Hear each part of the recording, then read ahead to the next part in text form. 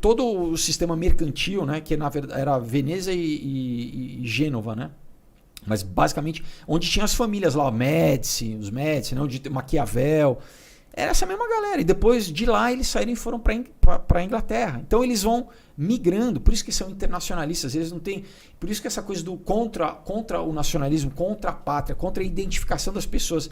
Por isso que assim, a esquerda não tem bandeira nacional, você tem uma bandeira que é a bandeira vermelha, cara. Né? Onde tem ditadura né, da esquerda é isso. E é contra, né, contra o nacionalismo, né? Contra e por quê? Porque eles são internacionalistas, né? É essa coisa de ter realmente um governo mundial. O H.G. Wells, que é, né, um cara que o pessoal de repente pode conhecer, que era um autor não só de ficção científica, né, de Guerra dos Mundos, né, Ilha do Dr. Moreau, né? Máquina do Tempo. Ele era um socialista fabiano, né?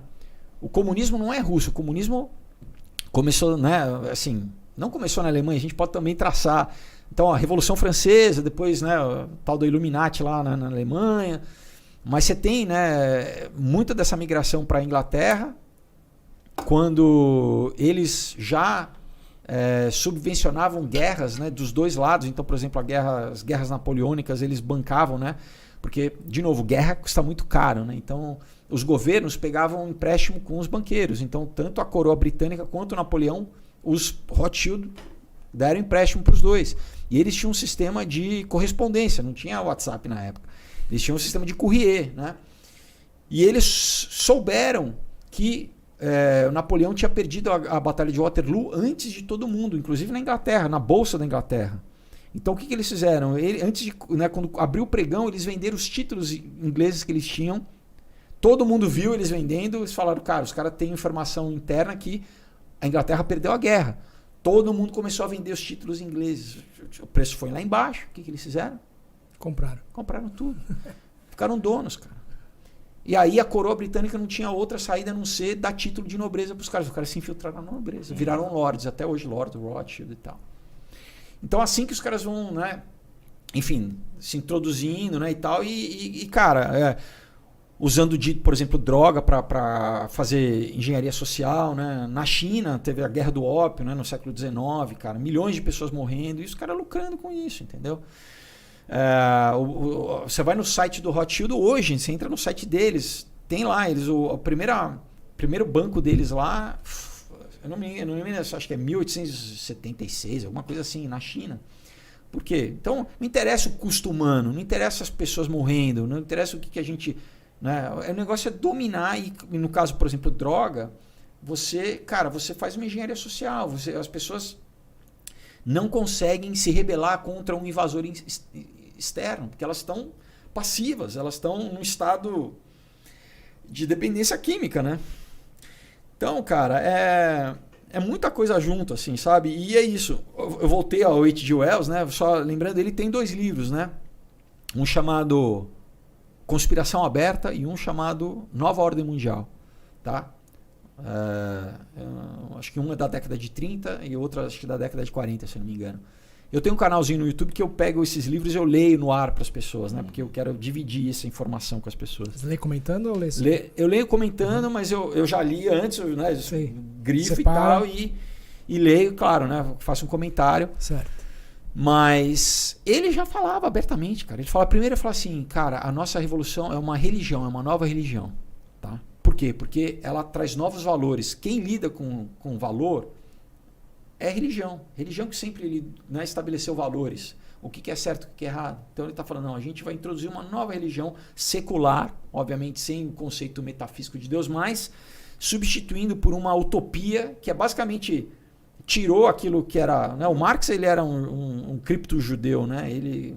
Enfim, na verdade ele virou um satanista, né, no final da história, mas ele tinha um entendimento desse anseio do ser humano, né, do homem por um porvir, né, por uma transcendência, pelo céu, né, por conceitos religiosos. Ele traduziu isso politicamente, secularizou e traduziu isso. Não, a gente vai criar isso através do Estado, né?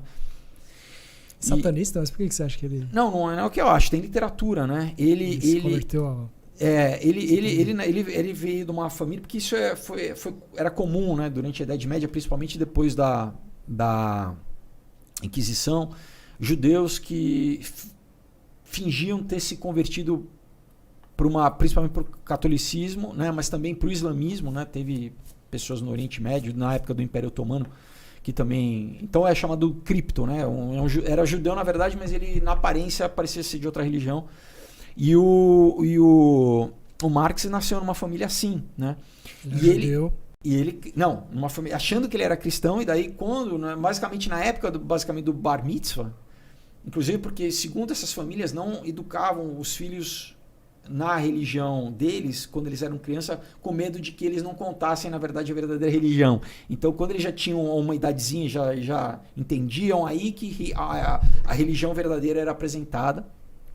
Mas o que aconteceu, né? Ele nem no judaísmo ortodoxo ele ficou, né? Ele tem vários poemas dele que são poemas satânicos, assim, sabe? Ele falando, né? Eu entrego a minha alma pro inferno, né? Um chama Olam, se eu não me engano. Enfim, isso tem literatura, né? Tem um livro de um cara chamado Richard von Brandt que chama Marx e Satã. Por quê, por exemplo, né? Então, assim, obviamente, né? Toda a questão contra qualquer religião, né? Na verdade, era para o quê? Para apresentar uma nova religião, né? Então, a gente primeiro tenta desconstruir, destruir uma religião e apresentar, porque é do ser humano, né? O ser humano precisa de uma referência de valores. Então, a gente introduz uma nova referência, só que... usando o pretexto da religião. Só que essa religião secular, né? Do comunismo. Inclusive toda a simbologia, né? O pentagrama, tem toda uma questão simbólica por trás, que tudo tem... Né? Isso é de magia, né? Mas ele, olha só, né, que cara bacana, né? Ele fala do proletariado. Ele, por exemplo, teve uma empregada, né? Uma serva, né? Que ele nunca pagou essa mulher, né? Ele basicamente vivia, né, do dinheiro do Engels, assim. Ele nunca trabalhou também. Ele era um playboy, na verdade, né? O Marx, como muita gente da esquerda, nunca trabalhou. E ele, cara, explorou essa mulher a vida inteira. Inclusive, ele teve um filho com ela e ele não reconheceu. O filho ficou um filho bastardo. Ele não reconheceu o filho. E tem relatos dessa mulher que no fim da vida ela via ele fazendo rituais, assim, entendeu? Então ele era um cabalista, ele era essa parte de magia, né? A gente fala satanista, enfim. E olha só como ela era bacana. 2 filhas dele se suicidaram e um genro dele se suicidou também, né? Mas não é exclusivo dele, né? Por exemplo, o Bakunin, que é o pai que era, inclusive, depois brigou com ele, né? Porque a esquerda sempre briga depois. Ele é o cara que fundou o anarquismo, né? Ele era luciférico, ele falava abertamente sobre, né, que vamos dizer, o arquétipo do Lúcifer como rebelde contra, né, o Deus opressor, né? Que na verdade não é a vida, né? É a natureza, né? Mas a gente tem que se rebelar contra tudo, né? Então, e um outro mais recente, né, que é chamado Saul Alinsky, que é o pai intelectual da Hillary Clinton, do Obama, né? Ele tem um livro chamado Regras para Radicais, né, que no prefácio ele dedica o livro a Lúcifer. Ele fala ao primeiro rebelde da história, Lúcifer, né? Cita na